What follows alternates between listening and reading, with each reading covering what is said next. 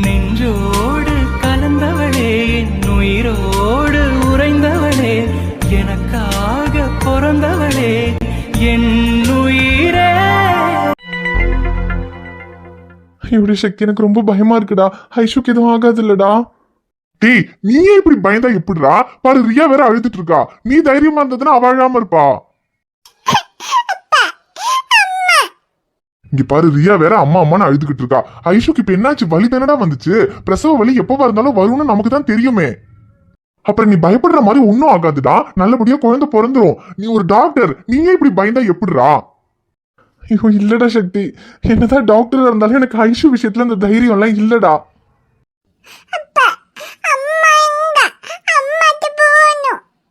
ரியா, அம்மாக்கு ஒண்ணும் இல்ல, அம்மாட்ட போலாம் இரு. டேய், இங்க பாரு, நீ முதல்ல தைரியமா இரு, அப்பதான் ரியா அழாம இருப்பா. சக்தி, ஐஷுக்கு எந்த பிரச்சனையும் இல்லாம அவளுக்கு நார்மலா டெலிவரி பெயின் வந்தா நான் இந்த அளவுக்கு பயப்பட மாட்டேன்டா. உனக்கு தெரியும்ல, அவளுக்கு அதிகமான பெயின் வந்துருச்சுன்னா அவளுக்கு கான்சியஸ் போயிடும். எனக்கு அது நினைச்சா தானே ரொம்ப பயமா இருக்கு. டேய் மச்சான், அப்படியெல்லாம் எதுவும் ஆகாதுடா. நீ தேவையில்லாம அப்படிலாம் யோசிக்காத. அப்புறம் டாக்டருக்கு தான் அவளை பத்தி தெரியுமே. அவளுக்கு அந்த மாதிரி ஏதாவது ப்ராப்ளம் ஆகுதுன்னா அவங்க அதுக்கு என்ன பண்ணணும்னு பார்த்து ட்ரீட்மெண்ட் பண்ணிடுவாங்க. நீ பயப்படாம இருடா முதல்ல. ஐயோ முடியலடா சக்தி, எனக்கு ரொம்ப டென்ஷன் ஆகுதுடா.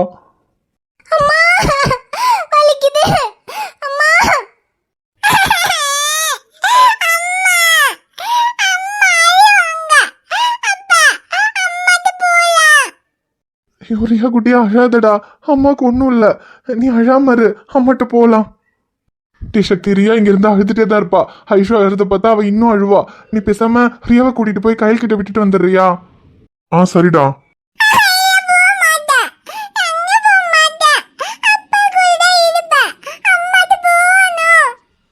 ஐயோ ரியாம்மா, சொன்னா கேளுடா. நீ இங்க இருந்து அழுதுட்டே தான் இருப்ப. எனக்கு ஒன்ன பாக்குறதா அம்மாவை பாக்குறதான்னு கூட தெரியாது. நீ சக்தி மாமா கூட வீட்டுக்கு போடா. இப்ப அம்மாக்கு குட்டி தம்பி வந்துரும். அதுக்கப்புறம் சக்தி மாமா உன்னை கூட்டிட்டு வருவாரு. அது வரைக்கும் போய் கையல் கூட இருப்போ.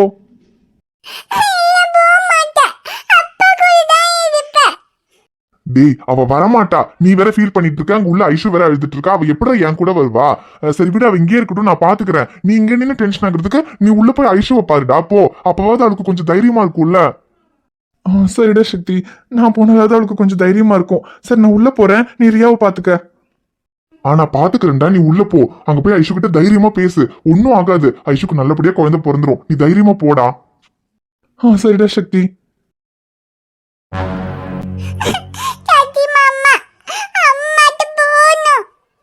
போலாம் தங்கம், அம்மாக்கு ஒன்னும் இல்ல. இங்க பாரு, நீ குட்டி பாப்பா வேணும் குட்டி பாப்பா வேணும்னு கேட்டுக்கிட்டே இருந்தல்ல.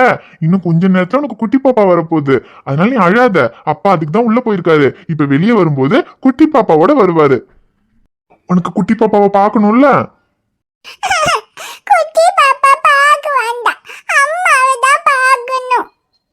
ஐயோ ரியா தங்கம், அம்மாவையும் பார்க்கலாம் குட்டி பாப்பாவையும் பார்க்கலாம்.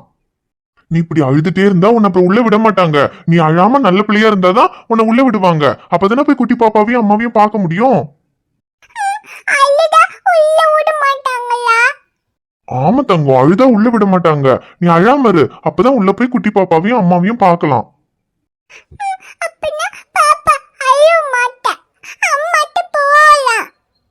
சரி சரி போலாம், அழாத இரு. இப்ப அப்பா உள்ள போயிருக்காருல்ல, போயிட்டு குட்டி பாப்பா வந்துருச்சுன்னா வந்து நம்மளை கூப்பிடுவாரு. அப்ப போய் நம்ம அம்மாவையும் குட்டி பாப்பாவையும் பார்க்கலாம். நீ அழாம இரு. ரியா குட்டி நல்ல பிள்ளை இல்ல, அழாம கண்ணை தொடச்சுக்கோ.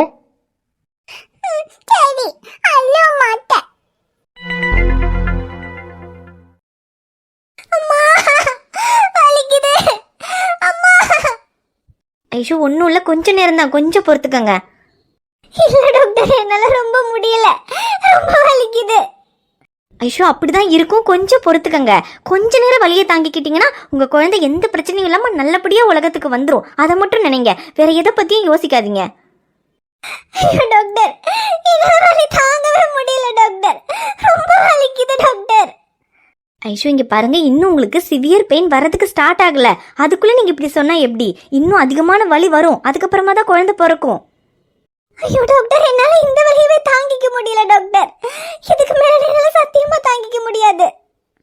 இங்க பாருங்க ஐஷு, எல்லாத்துக்கும் நம்ம மனசு தான் காரணம். நீங்க தாங்க முடியாதுன்னு நினைச்சா தாங்க முடியாது, என்னால முடியும்னு நினைச்சு பாருங்க, கண்டிப்பா தாங்கிக்க முடியும். தாங்க முடியாத வலின்னு எதுவுமே கிடையாது. இங்க பாருங்க ஐஷு, இப்போ உங்களுக்கு வலி விட்டு விட்டு தான் வரும். இன்னும் கொஞ்ச நேரத்துல பாருங்க உங்களுக்கு வலி சரியாயிடும். அதுக்கப்புறம் திரும்ப கொஞ்ச நேரத்துக்கு அப்புறம் தான் வலி வரும். இல்ல டாக்டர், வலிச்சிட்டே தான் இருக்கு. இல்ல ஐஷு, இங்க பாருங்க, இன்னும் கொஞ்ச நேரத்துல கண்டிப்பா வலி சரியாயிடும். அதுக்கப்புறம் திரும்பி நல்ல வலி வரும். அப்போ உங்களுக்கு தாங்கவே முடியலன்ற மாதிரி தான் இருக்கும். அப்புறம் கொஞ்ச நேரத்துல திரும்பவும் சரியாயிடும். அப்புறம் உங்களுக்கு கண்டினியூஸா பெயின் எப்போ வருதோ அப்பதான் உண்மையாவே டெலிவரி பெயின் ஸ்டார்ட் ஆகும். அதுக்கப்புறம் தான் குழந்தை பிறக்கும். இப்போ உங்களுக்கு கொஞ்சம் பெயின் சரியான மாதிரி இருக்கா? ஆமா டாக்டர், இப்போ கொஞ்சம் சரியான மாதிரி தான் இருக்கு. ஓகே, அப்போ கண்டினியூஸாக டெலிவரி பெயின் இன்னும் ஸ்டார்ட் ஆகலை. இப்போ தான் உங்களுக்கு கான்ட்ராக்ஷன் ஆரம்பிச்சிருக்கு. இன்னும் கொஞ்சம் கொஞ்சமாக தான் இந்த பெயின் வந்து அடிக்கடி வர ஆரம்பிச்சு அப்புறம் தொடர்ந்து வலிக்க ஆரம்பிக்கும். ஐஷு, வினோ, ஐஷுக்கு எப்படி இருக்கு வினோ? ஷமீர், ஒன்றும் பதட்டப்படாதீங்க. ஐஷுக்கு இன்னும் டெலிவரி பெயின் கண்டினியூஸாக வர்றதுக்கு ஸ்டார்ட் ஆகலை.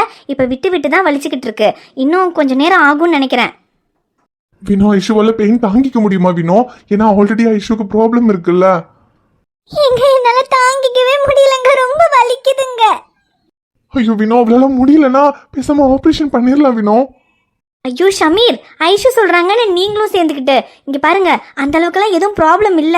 முன்னாடி நமக்கு ஐஷுக்கு கான்ஷியஸ் போயிருமோங்கிற டென்ஷன் இருந்துச்சு, அதனாலதான் ஆபரேஷன் பண்ணிடலாம்னு சொன்னேன். ஆனா இப்ப ஐஷுக்கு சிவியரான டெலிவரி பெயின் ஸ்டார்ட் ஆனப்ப கூட ஐஷு நார்மலா தான் இருக்காங்க. அவங்களுக்கு கான்ஷியஸ் எல்லாம் ஒன்றும் போகல. அதனால எதுவும் ப்ராப்ளம் இல்லைன்னு தான் நினைக்கிறேன். உங்களுக்கும் அதை பத்தி தெரியும்ல, அதனால முடிஞ்ச வரைக்கும் நம்ம நார்மல் டெலிவரிக்கே ட்ரை பண்ணுவோம் ஷமீர். இங்க பாருங்க ஷமீர், அவங்களுக்கு இன்னும் டெலிவரி பெயின் கண்டினியூஸா வர்றதுக்கு ஸ்டார்ட் ஆகல. கான்ட்ராக்ஷன் இப்பதான் ஆரம்பிச்சிருக்கு. இப்போ அவங்களுக்கு வேண்டியது கொஞ்சம் தைரியம் மட்டும்தான். நீங்கள் ஒன்று பண்ணுங்க ஷமீர், இப்போ நீங்கள் ஐஷு பக்கத்துலேயே இருங்க. அவங்களுக்கு கான்ட்ராக்ஷன் வரும்போதெல்லாம் அவங்க பக்கத்துலேயே உட்காந்து அவங்களுக்கு கொஞ்சம் தைரியம் கொடுங்க. எப்போ பெயின் கண்டினியூஸாக வர ஆரம்பிக்குதோ அப்போ என்னை கூப்பிடுங்க, அப்போ நான் வரேன். ஐயோ வினோ, இப்போ டெலிவரி ஆகிறதுக்கு ரொம்ப டைம் ஆகுமா வினோ? ஆமாம் ஷமீர், ஐஷுக்கு இப்போ தான் கான்ட்ராக்ஷன் ஆரம்பிச்சிருக்கு.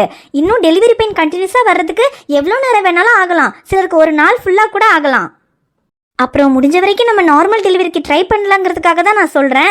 ஒருவேளை உங்களுக்கு ஐஷுவால் அந்த பெயினை தாங்கிக்க முடியல, அவங்களுக்கு ப்ராப்ளம் ஆகிடும்னு தோணுச்சுன்னா அப்போ நம்ம அடுத்த ஆப்ரேஷன் பண்ணுறதை பற்றி யோசிக்கலாம். ஆனால் அது வரைக்கும் முடிஞ்ச வரைக்கும் உங்கள் பக்கத்தில் உட்காந்து அவங்களுக்கு தைரியம் கொடுங்க. கண்டிப்பாக அவங்களால நார்மல் டெலிவரி முடியும் ஷமீர். சரி வினோ, நீங்கள் போங்க, நான் பார்த்துக்கிறேன். ஐஷுக்கு கண்டினியூஸாக பெயின் வரும்போது நான் கூப்பிடுறேன். ஓகே ஷமீர், பார்த்துக்கங்க. என்னால் முடியலைங்க, ரொம்ப வலிக்குதுங்க. இல்லை ஐஷுமா, ஒன்றும் இல்லை. அதான் டாக்டர் சொன்னாங்கல்ல, இப்போவே எல்லாம் ஒன்றும் டெலிவரி ஆகிடாது, இன்னும் கொஞ்சம் நேரம் ஆகும். ஐயோ, என்னால் அது வரைக்கும் வலி தாங்க முடியாதுங்க. இல்லடா, இங்கே பாரு, இப்போ வலிக்கும் தான், ஆனால் கொஞ்சம் அட்ஜஸ்ட் பண்ணி வலியை தாங்கிக்கிட்டேன்னா அப்புறம் குழந்தை பிறந்ததுக்கு அப்புறம் எல்லாம் சரியாயிடும். ஒருவேளை நீ ஆப்ரேஷன் பண்ணிக்கிட்டேன்னா அதுக்கப்புறமும் நீ வலியை தாங்கணும்டா, அப்புறம் உனக்கு தான் ரொம்ப கஷ்டமா இருக்கும். ஐயோ பரவாயில்லைங்க, ஆனா என்னால இப்ப வலி தாங்கவே முடியலங்க, ரொம்ப வலிக்குது. இப்போ அப்படிதான்டா தோணும், அப்புறம் குழந்தை பிறந்ததுக்கு அப்புறம் உனக்கு வலிக்காது, எல்லாம் சரியாயிடும். இங்க பாருடா, ஒன்றும் இல்லை, நான் உன் பக்கத்துலேயே தான் இருக்கேன். உனக்கு ரொம்ப வலிக்கும் போது என் கையை பிடிச்சிக்கோ, எல்லாம் சரியாயிடும். சீக்கிரமா குழந்தை பிறந்துடும்.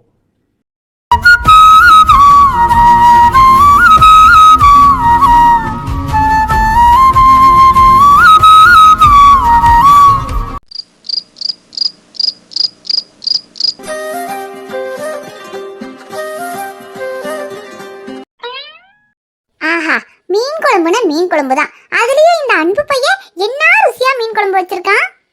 எப்படிதான் இவ்வளவு ருசியா மீன் குழம்பு வைக்கிறதுக்கு கத்துக்கிட்டானோ தெரியல. நம்மளும் அவன்கிட்ட இருந்து கத்துக்கணும். கத்துக்கிட்டா மட்டும் நம்ம வச்சா நல்லாவா வரப்போகுது? நமக்கு இந்த சமைக்கிறதெல்லாம் வராது, ஒன்லி சாப்பிடுறது தான் வரும். நமக்கு என்ன வருதோ அதை நம்ம பண்ணிட்டு போயிடலாம். தேவையில்லாத வேலையெல்லாம் நமக்கு வேண்டாம். ஆனாலும் இந்த அன்பு பையன் வச்ச மீன் குழம்பு அருமையோ அருமை. ஐயோ, சைலுமா வேற இங்கதான் இருக்காளா? நம்ம சொன்னது கேட்டிருந்தா திட்டுவாளே. சைலுமா, எந்த ரேஷு? எந்தாங்கிற? அப்ப நல்ல வேலை கேட்கல. ஒண்ணுல சைலுமா, அன்பு மீன் குழம்பு வச்சா நான்லாம் நல்லா 2 தட்டு சோறு தின்ன. நீ என்னடா வேணான்னு இங்க வந்து உட்கார்ந்திருக்க? உனக்கு பசிக்கல? இடி ரேஷு, நான் தான் சொன்னேன்ல, அவன் சமைச்சது வந்து எனக்கு வேண்டாம். ஐயோ வேண்டாம், அப்புறம் வேற என்ன இருக்கு இங்க சாப்பிடுறதுக்கு? ஒண்ணும் இல்லையே, அவன் சமைச்சது மட்டும் தானே இருக்கு. அப்புறம் சாப்பிடாம என்ன பட்டினி கிடப்பியா?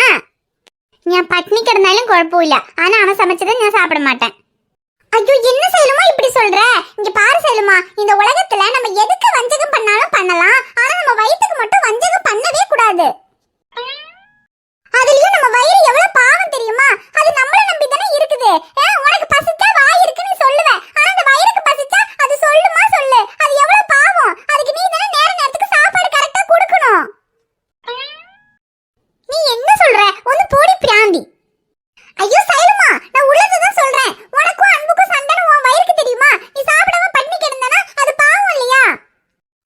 மரியாதைக்கு இங்க இருந்து போய்க்கோ, இல்ல நீ என் ஃப்ரெண்டுன்னு கூட நோக்கல. ஐயோ சரி நான் போறேன். ஆனா இப்ப அன்பும் வீட்டுக்கு போயிருவான். அவன் இருக்கும்போது தானே ரோசம் பார்த்துட்டு சாப்பிட மாட்டேன்னு சொன்னேன். அவன் தான் வீட்டுக்கு போயிருவான்ல, அதுக்கப்புறமாவது போய் சாப்பிடு. சாப்பிடாம பட்டினி கிடக்காத. நான் தூங்க போறேன், நீ சீக்கிரமா சாப்பிட்டுட்டு வந்து சேரு. அவன் சமைச்சது ஞான் எங்கன்னு சாப்பிடணும்? சாப்பிடாம பட்டினி கிடந்தாலும் குழப்பம் இல்ல, ஆனா அவன் சமைச்சது ஒண்ணு எனக்கு வேண்டாம். அப்ப இனி நீ வாழ்க்கை பூரா பட்டினி கிடக்க வேண்டியதுதான். என்ன மேடம்க்கு அவ்வளோ ரோஷமா? நான் சமைச்சதை சாப்பிட மாட்டீங்களோ? அதே, நீ சமைச்சதெல்லாம் நான் சாப்பிட மாட்டேன். ஏமா மின்னல், அன்னைக்கு என் வீட்ல இருந்தப்போ நான் மீன் குழம்பு வச்சது ரொம்ப நல்லா இருக்குன்னு சொன்னீங்க. இப்ப ஏன் சாப்பிட மாட்டேன்? அப்ப நீ கொஞ்சமாவது நல்லவனா இருந்த, அதனால உன்னை நம்பி சாப்பிட்ட. ஆனா இப்பதான் நீ ரொம்ப ஃப்ராடா மாறிட்டியே. இனிப்ப அந்த மீன் குழம்புல ஏதாவது ஃப்ராட் தனம் பண்ணனேன்னா அதனாலதான் சாப்பிடல. ரைட்டு, மீன் குழம்புல நான் ஏதாவது கலந்து உன்னை ஏதாவது பண்ணிருவேன்றதுனால நீ மீன் குழம்பு சாப்பிடல. அதே இல்ல, நான் தெரியாம கேக்குறேன். நான் உன் கழுத்துல தாலி கட்டியிருக்கேன், நீ என் பொண்டாட்டி. நான் நினைச்சா உன்னை என்ன வேணாலும் பண்ணலாம். அதுக்கு நான் திருட்டுத்தனமா இப்படி மீன் குழம்புல எல்லாம் கலந்து ஏதாவது பண்ணணும்னு அவசியம் இருக்கா? ஏடா, உனக்கு எவ்வளவு தடவை சொன்னாலும் புரியாது. சும்மா பொண்டாட்டின்னு சொல்லிட்டு இருக்க. நான் தான் சொல்லிட்டேன்ல, தாலியை காட்டிட்டேன், நான் ஒன்னும் உனக்கு பொண்டாட்டி இல்லைன்னு. இவ அடங்க மாட்டா. வேணாம் மின்னல், சும்மா நீ யாரோ நான் யாரோன்னு சொல்லி என்ன அப்படியே டென்ஷன் பண்ற. அப்புறம் கடைசியில நான் தாலி இருக்கா இல்லையான்னு கன்ஃபார்ம் பண்ணிருவேன். நீ எந்த வேணையும் கன்ஃபார்ம் செய்தோடா, ஆனா தாலி இல்லைன்னு தெரிஞ்சா நீ போயிருவல்ல. என்ன ஓவர் கான்ஃபிடென்ட்டா பேசுறா? ஒருவேளை நம்மள உசுப்பேத்துறாளா? வேணாம் மின்னல், இல்லனாலே நாளா அவுட் ஆஃப் கண்ட்ரோல்ல தான் நைட் ஆச்சுன்னா வீட்டுக்கு போகணும்னு சொல்லிக்கிட்டு இருக்கேன். நீ பாட்டுக்கு அது இதையும் சொல்லி நான் உசுப்பேத்திட்டேன்னா கடைசியில அப்புறம் லாஸ் உனக்கு தான் பாத்துக்க. ஏடா ஃப்ராடே, எனக்கு என்னடா லாஸ்? தாலி இல்லைன்னு தெரிஞ்சா இவ்வளவு நேரம் பில்டப் பண்ணியே, உனக்கு தான்டா லாஸ். டி அன்பு, ஓவரா பேசிட்டா. இதுக்கு மேல அமைதியா இருந்தானே நீ எல்லாம் ஆம்பளையா பிறந்ததுக்கே அசிங்கம்டா.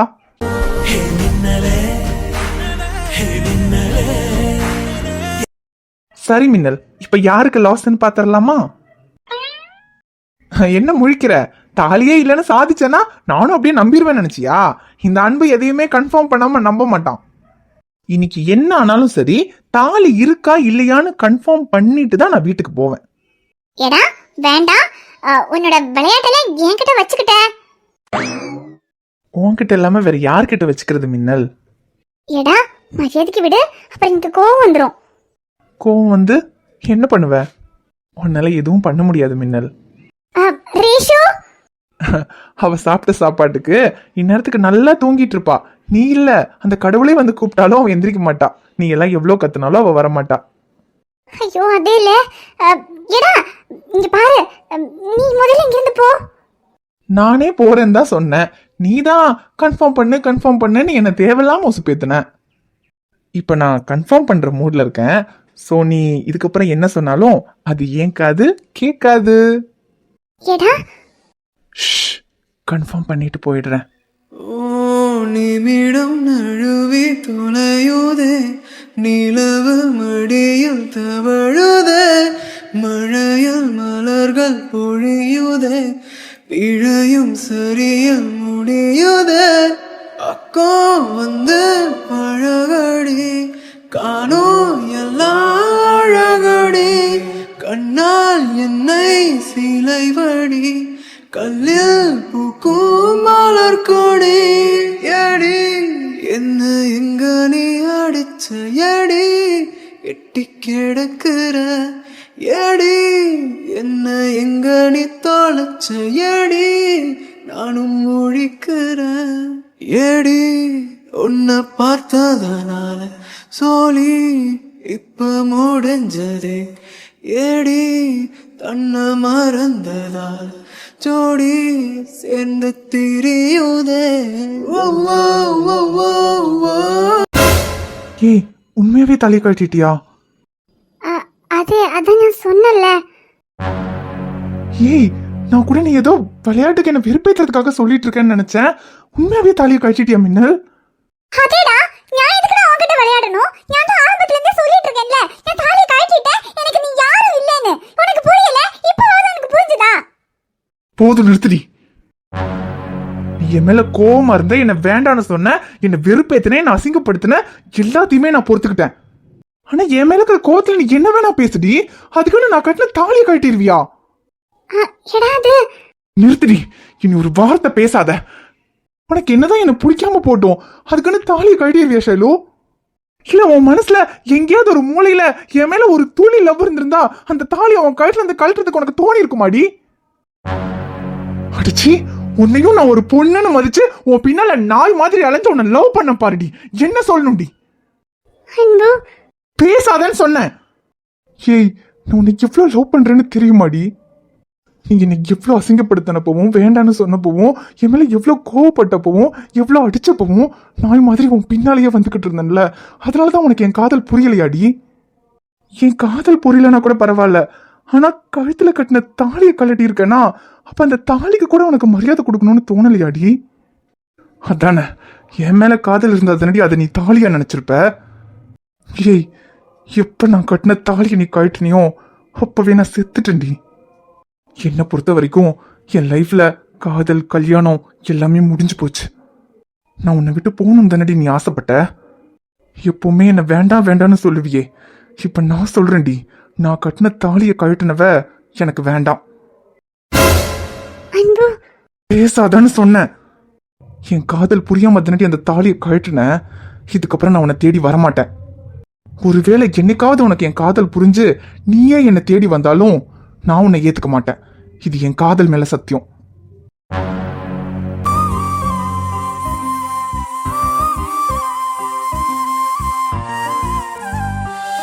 ஹாய் ஃப்ரெண்ட்ஸ், எல்லாரும் எப்படி இருக்கீங்க? நிச்சயமா நலமா இருப்பீங்கன்னு நம்புறோம். இந்த வீடியோ உங்களுக்கு பிடிச்சிருந்தா மறக்காம வீடியோவுக்கு ஒரு லைக் போடுங்க. வீடியோ பத்தின கருத்தை மறக்காம கமெண்ட்ல சொல்லுங்க. வீடியோவை உங்க ஃப்ரெண்ட்ஸுக்கும் ஃபேமிலிக்கும் ஷேர் பண்ணுங்க. சேனலை சப்ஸ்கிரைப் பண்ணாம பார்த்துட்டு இருந்தீங்கன்னா சப்ஸ்கிரைப் பண்ணிட்டு பாருங்க. ஏன் பாப்பா